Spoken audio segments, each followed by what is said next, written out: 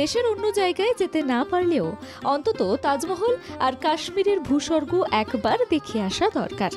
একথা ঘুরতে ভালোবাসা মানুষ মাত্রই বলে থাকেন।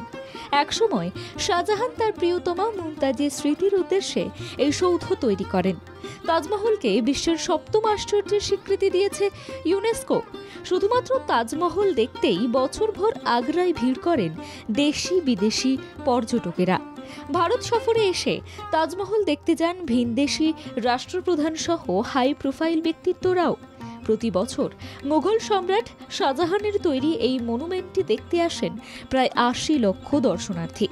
যারা এই প্রেমের সৌধের কাছে গেছেন তারা বলেন, সূর্যোদয় বা সূর্যাস্তের সময় তাজমহলের অপরূপ শোভা অতুলনীয়।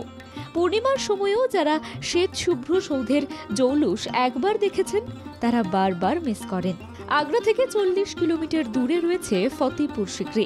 এই শহরের প্রতিষ্ঠা করেছিলেন আকবর। লাল বেলেপাথর দিয়ে তৈরি এই ফতেপুর সিক্রি রাজকীয় ঐতিহ্যকে এখনও বহন করে চলেছে। ফতেপুর সিক্রিতে রয়েছে বুলন্দ দরওয়াজা, দিওয়ানি ই খাস, যোদ্ধাবাই প্রাসাদ সহ নানান দেখার জিনিস। শান্ত সমাহিত এই জায়গায় কেউ যদি নিরিবিলি সময় কাটাতে চায় তাহলে অবশ্যই আসতে পারেন।